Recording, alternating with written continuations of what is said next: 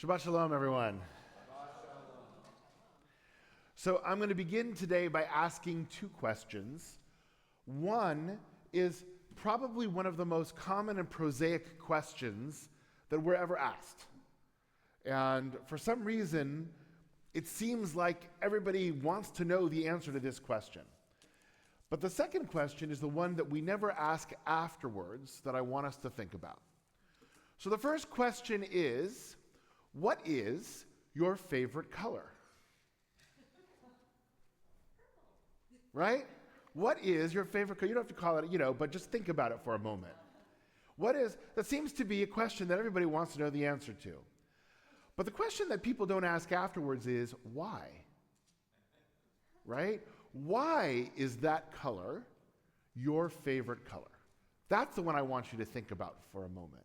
I want you to think about your favorite color and then tell me, if you want to share, why. First of all, what is it and why? Marge.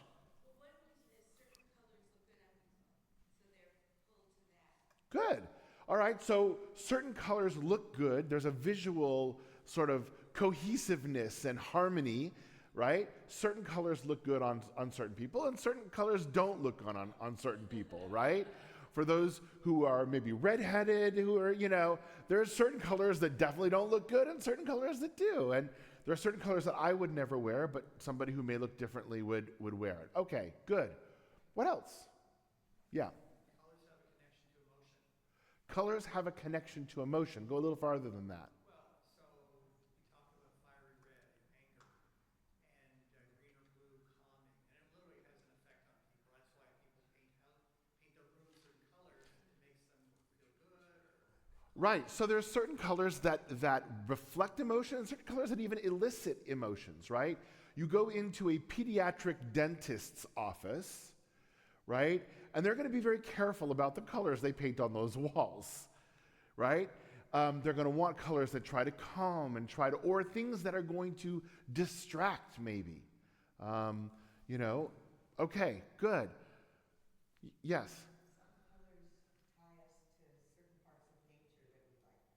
Some colors tie us into certain parts of nature that we like. Good.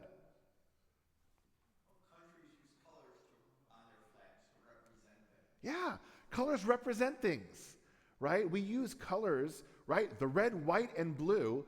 We don't even need the shape of the flag, but when we say that, we say, okay, that's America, right? Red, white, and blue represents America, right? The blue and white is Israel. So those colors actually represent something. Good. Anybody else? I'm letting you get away with not telling me what your favorite color is and why, but that's okay. We've gotten to the important part of this.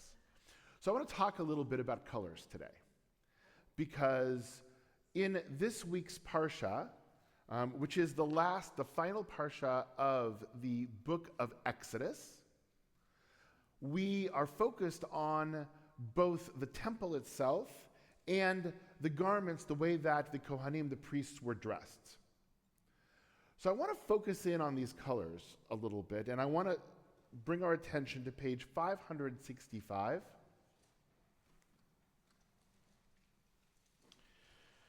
And we're going to turn to the beginning of chapter 39. Umin hatchelet v'ha'argaman v'tolaat hashani asu bigdei srad. So the tchelet, the blue, the purple, the crimson yarns, they made the service vestments for the officiating in the sanctuary. They made Aaron's clothing. And then we go down a little further. The ephod was made of gold, blue, purple, and crimson yarns, and fine twisted linen. So we have zahav, tchelet, argaman, shani, and shesh moshzar. Right? Shesh moshzar, this twisted linen that was there. So, first of all, what stands out about these colors? Yeah. Weren't the dyes very rare and hard to get? So it doesn't say that here potentially, but you're saying, weren't the dyes rare and hard to get. Perhaps, certainly when you're walking around in the desert, right? If we didn't have them with us as we left, they may be very rare and hard to get. Yeah? They're all kind of rich Yeah. colors, and there are two primary colors and one secondary color. So the purple is made from mixing blue and red. So it's interesting. You are 100% correct, but I totally didn't go that deep, and that's amazing, Yvonne, right? So they're all very rich colors. That much I got. And then you took it a step further, which is there are two primary colors and a secondary color, right? Good. I saw another hand. Mike. They have become known as royal colors, and the question is, what came first, so to speak, right? The Torah was there a lot longer beforehand, and was it that the kings and queens sort of picked up from the biblical stories what those colors were and then used them, or was it the other way around? Okay, yes?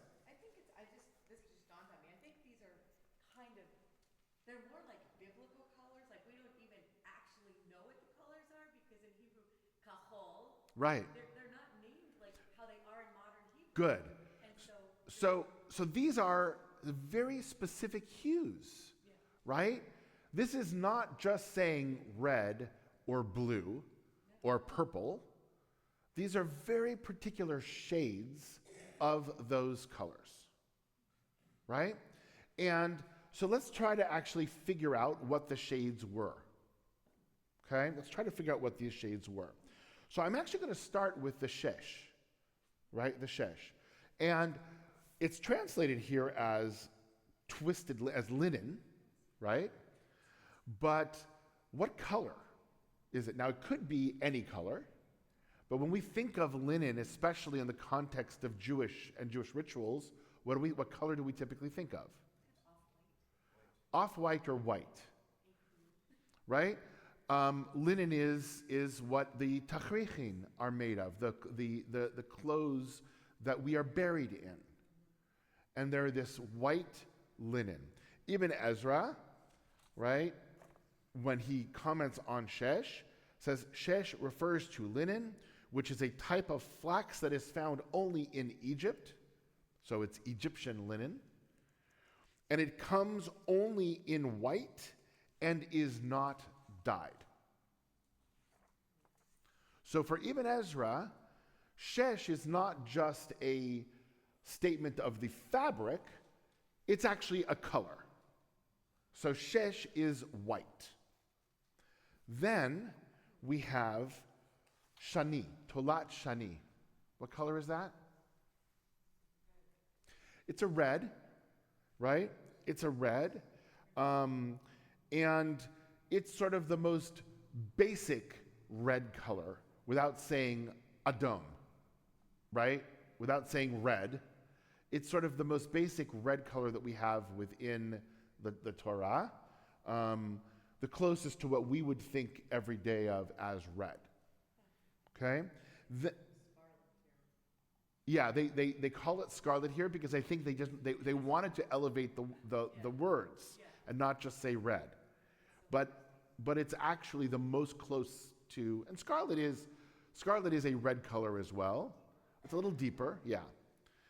Then we have argaman. What's argaman? They're calling it purple here, but it is a deeper red, and I think we're starting to actually get a little bit of the blue in there, but not enough to really call it purple the way that we would call purple today. I'm not wearing a purple tie today. Normally I do, right? But so it is definitely more in the red family than purple, but it's got a darker, colder color to it, right? And then we have tchelet. What's tchelet? So it's this very unique color that we have, right? That we have within our tradition. It is definitely a blue color. Some people call it royal blue, but no, that's a different color. Some people call it sky blue, but it is this very almost unique blue color. So we've got white, red, deep red, almost purple, and blue. And then on top of that we have gold, right? And gold it's not the threads aren't gold. This is actually mamash gold, like he was wearing gold as part of the way he was dressed. So the question is, why?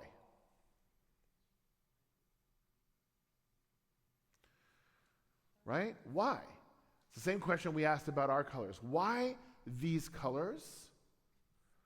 And we've had some answers already. Maybe these were rare colors, maybe these were royal colors, but I want to go a little deeper than that. Yeah. Well, people who do colors like for a career, for telling what your colors are, there's a name for these vivid colors. They have that as a category. I can't remember what it is. So I'm wondering if it's vivid so people can really see them. So, yeah, Marge's saying that maybe these colors are sort of in a particular category that stand out in such a way that people can really see them. Certainly reds, blues, you're going to see that, especially if the undergarment or the basis is white. These colors are going to pop. But so would potentially other colors, right? Green would pop on white. Pink would pop on white. Potentially. There's a name for that category. I don't know. For some reason I can't remember what it's called. But like when they do your colors, they'll give you like a palette. Right. And These are kind of, they're not quite jewel tones. They're a little, but yeah. my colors are those red, whatever. Green isn't in there. Yeah. Yeah, maybe. They go together in a designer sort of way. Okay? And going back to what Bernie was saying, if they're, I'm not just going to surmise that if they're so rare and hard to make, then they can't be copied by others. So if they're unique to the priesthood, no one else can come and say, look, I have these garbs too. I'm a priest, or I'm at that same level. So perhaps these particular colors become recognizable as something that is unique and distinct. For example, there is a very particular dye that no one else can use that is the color of money. Right? That green, that dye, is a very particular shade that isn't supposed to technically be used to print or to do other things. It's only supposed to be used for money. So when you see that green, you go, oh, that's money. I know that. So maybe these particular shades were only used for this, and it's probably true that they were. And therefore, when you saw it, you know exactly, hey, this is special. Getting one more. The extra point is they were so difficult to manufacture that it wouldn't be easy for someone else to manufacture and say, and sort of take on that mantle. Good. So because they were difficult to manufacture, it would be almost impossible for somebody else to come and to try and replicate that, counterfeit that. Bob. This was over the centuries. This was even mandated by rulers. They would say certain people can't wear this color or can't wear that color, and it would be specified. Yeah. The rarity would be such, like blue often would come from lapis lazuli, and I think the biblical blue is supposed to come from a Mediterranean mollusk. Yeah, tchelet comes from a sea creature called a chilazon, which they say is a type of a sea snail. So yeah, it's a mollusk. So yes, but you said something there that's really important that I want to come back to. That colors have always represented certain things, and we attribute meaning to those things, both positively and negatively. So, the royal ruling family was the only one that was allowed to wear a certain blue or a certain purple in European countries. The yellow of the yellow star during the Holocaust signified something. Nobody else was wearing that color yellow, I guarantee you, right? No matter what shape. Because when you saw that yellow, it meant something. In that case, negative. But colors can have meaning that is attributed to them. So I want to actually, I want to share with you the interpretation of Rabbi Samson Raphael Hirsch, who actually did a deep dive on these colors. And he took these 4 colors and he sort of layered them, right? And talked about each one and what they meant, what they represented in all of this. And then when you put it all together, you get a different picture of what it is that the Kohen Gadol represented as a whole, right? What he's supposed to represent. So the first he says was shesh, linen. Comes from flax, which was a plant. And he said this represents the core aspects of life: growth, nutrition, respiration, reproduction. Man is alive in all these basic senses, just as plants are, right? That shesh, the uncolored linen, represents just those basic aspects of the physical aspects of who we are as people. Then next comes tolat shani, which was actually wool, and it was dyed red. And he says this symbolizes animal life, but at its most basic elemental level. It's the color of blood, representing instinct, desire, mobility, right? Not just the fact that we're alive, but the fact that we're a living creature that has instincts, that has desires, that has those sorts of things just like every animal does. That's that second level, that red. The third tier, he argues, is a more sophisticated level of life, argaman. He said it's a color within the red family, but a color that is nobler. He says, rather than pure red, it symbolized mankind's unique ability to master desire and instinct and become a nobler creature. So think about it this way. You take that pure red and you add to it some tchelet, which we're going to get to in a second, some blue. And it represents our desire to sort of master those animal instincts and take it a step higher towards the divine. And finally, he argues there's a fourth tier, the tchelet, the color of the sky and the sea, a color that is distant and transcendent, and it represents the divine. So when you think about the Kohen Gadol, when you think about the high priest, he becomes a nexus for these 4 ideas, bringing the divine and basic life together in this really interesting mix of what human beings are. Sort of this mix between the animal red and the more sophisticated purple, right? We'll use the way they translate it here. And the Kohen Gadol represents all of those sorts of things. And I think it's important because it would be so easy just to say, well, the Kohen represents God. If you look at priests within Greek and Roman, the Greek and Roman world, they were held separate. They were held almost as a conduit and a sort of a sub-divinity in and of themselves. And Aaron was not. Aaron was a human being who was doing a job, right, to connect the people. So he was a conduit in that way, but he was human. And so he had to represent all of these things. It wasn't just the blue. It was everything that was there. Any comments or questions on this?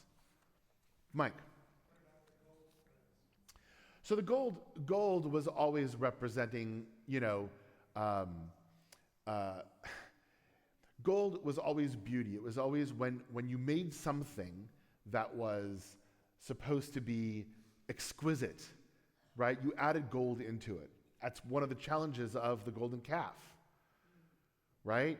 So you sort of take the sin of the golden calf And it's not all gold, but you have a little bit that's there to remind us of the proper place for that in and amongst everything else. Any other questions or comments?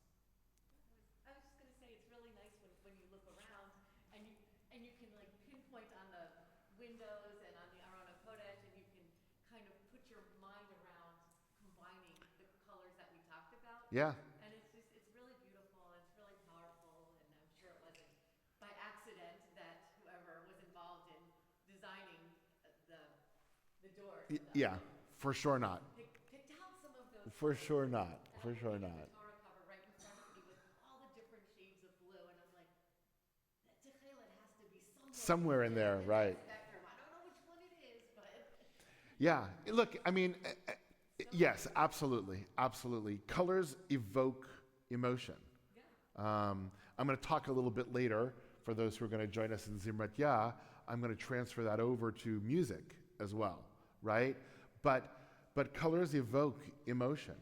And the reason I wanted to talk about this and I wanted to lean into this is we're leaving the book of Exodus, we're going to go into the book of Vayikra, we get very detailed.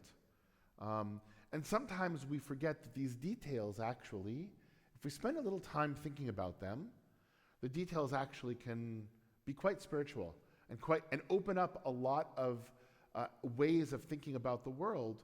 These details were chosen specifically for a reason. It wasn't random. And whether Rabbi Hirsch is correct that this is the exact meaning of all of these, or it's a nice interpretation in a midrash, either way, it gets us thinking about what do these colors mean for us, what do they represent, and how do we bring them into our lives as well. Shabbat Shalom, everyone.